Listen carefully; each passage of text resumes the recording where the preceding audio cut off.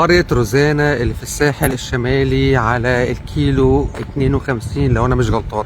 بصراحة الوان البيوت والوان الشاليهات والفيلا حلوة جدا، فحبيت ان انا اعمل عليها ريفيو كامل كده واصورها واوريكم شكلها ايه. الساعة 6:30 الصبح ولسه الناس نايمة، فقلت فرصة ان انا انزل اصورها. ده كده اول حاجة خالص الجامع اللي هو يعتبر في اخر المدينة من على الشارع. هنا ده كده يعتبر سور كده سور المدينة من ورا. الميزة انك مش فارق انك انت واخد ورا او قدام، لان اصلا المدينة كده كده صغيرة مش كبيرة. لو انت كملت كده هو المفروض انك انت تروح على حمامات السباحة، وبصراحة انا هبتدي من حمامات السباحة وبعدين اوريكم شكل البيوت وشكل البحر، لان البحر فعليا شكله تحفة. ده كده اول حمام سباحة موجود في القرية. القرية مليانة حمامات سباحة الصراحة، يعني من الحاجات الجميلة أوي في القرية إن كل شوية حمام سباحة حمام سباحة. هما لسه بيبنوه دلوقتي لأن لسه احنا بدري ولسه الناس ما صحيتش، وأنا نازل أصور قبل بقى قبل ما أي حد يصحى عشان أكون براحتي. ده حمام سباحة من حمامات السباحة، أعتقد إن هو خاص بالعمارات اللي موجودة، بس المنظر طبعا حلو، بيفكرني بمينوركا في أسبانيا. ودي التعليمات الخاصة بحمام السباحة.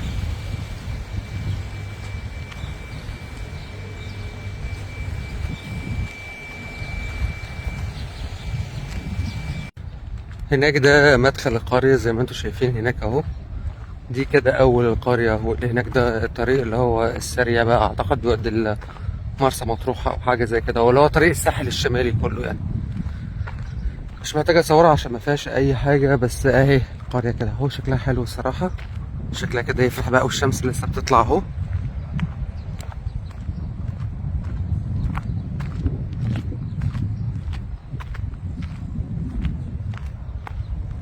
وانا كده رايح ناحية اتجاه البحر. البحر بالظبط على بعد 5 دقايق ماشي، فمش رقم كبير. واعتقد ان دي مثلا حاجة كده زي الفلل لو انا مش غلطان، والبحر من ورانا هتشوفوا. دي فلل، ودي تعتبر كأنها شاليهات مش فلل، يعني اللي على الشمال شاليهات واللي على اليمين فلل، وداير ما يدور بقى. ودي حمامات سباحة تانية. ده حمام سباحة كبير بصراحة، أكبر من اللي أنا صورته في الأول خالص. طبعا الشمس عشان لسه الشروق فهي طبعا ضاربة في عيني. وده حمام سباحة كبير برضو لسه بيجهزوا فيها، وفيها أكوا بارك. وأعتقد إن اتقال لنا إن الأكوا بارك بفلوس، يعني عشان تنزل الأكوا بارك لازم تدفع، you have to pay. بس وده شكل حمام السباحة الصبح الكبير برضو. ودي كلها شاليهات، في أنواع شاليهات مختلفة يعني. ودي فيلل. والله حلوة، شكلها حلو لذيذ يعني. بتفكرني تاني مرة بالفندق اللي أنا خدته في مينوركا في أسبانيا. نفس الستايل كده، ستايل كأنه أسباني مثلا، أنا معرفش ده بيسموه ستايل إيه، بس ستايل كده غرناطة أسبانيا المغرب حاجة زي كده يعني. وده قعدة، أعتقد القعدة دي بتبقى بالليل حلوة، لسه ما شفتهاش. احنا لسه واصلين امبارح الظهر فمش عارف، ممكن ابقى اجربها بعدين. كافيه مثلا، كافيهات مثلا تطلب عصير شاي او قهوة، وممكن اكل كمان. وده اللي هو البول الرئيسي اعتقد، لان ده كده وسط المدينة وعلى طول كده البحر. وده اللي انا هعمله، انا رايح البحر.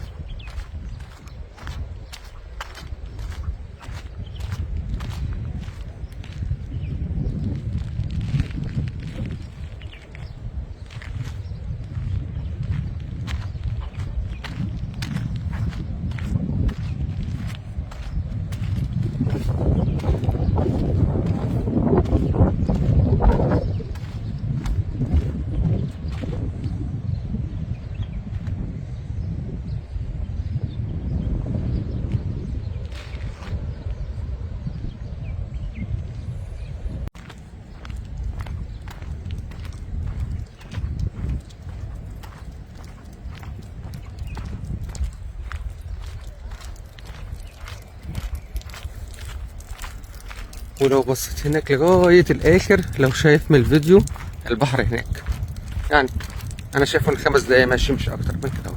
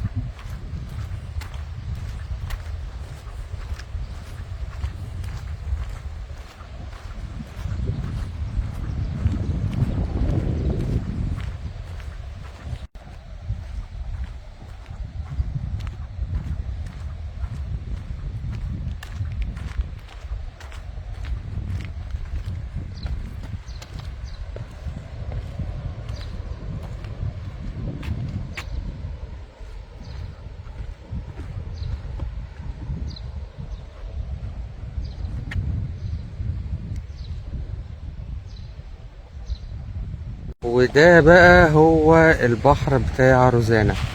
ده المدخل من هنا اهو، زي ما انتم شايفين في مدخل هنا وفي مدخل هناك. اللي انا فهمته منهم ان المدخل ده بتاع اصحاب الشقق او اصحاب الشاليهات، والمدخل اللي هناك اللي هو في الاخر خالص هناك ده بتاع الناس اللي مأجرة. بما ان مفيش اي حد واقف دلوقتي فانا هدخل عادي انا مش شاري هنا، انا مأجر بس فقدرت ادخل كده ايه، محدش كلمني لان لسه محدش موجود، لسه الساعة 7 الصبح ولسه الناس كلها نايمة. سيبكم بالموضوع ده كله، المنظر فعلا هنا تحفة. بصوا البحر عامل ازاي، لون البحر هنا في الساحل الشمالي او بمعنى اصح في ناحيتنا احنا كمصر مختلف تماما تماما تماما عن الناحية التانية. الناحية التانية حلوة طبعا، انا بتكلم على اوروبا يعني فرنسا مثلا او اسمه ده او اسبانيا او كده، لكن هنا برضو حلو جدا الصراحة. في ناس اصلا نازلة من بدري، هم قاعدين اهم كده اهو مستمتعين بالجو والمية الحلوة دي. انا خليني اروح اصور من على البحر نفسه، عشان الصراحة البحر والموج والهواء الحلو ده ما بنلاقيهوش كتير، ولسه عشان الساعة 7 الصبح فالجو لسه حلو يعني. وادي شكل القرية اهو، في قرى كتيرة، القرية اصلا اخرها هناك خلاص، بس في قرى كتيرة قوي هناك طبعا على ايه طول الساحل الشمالي.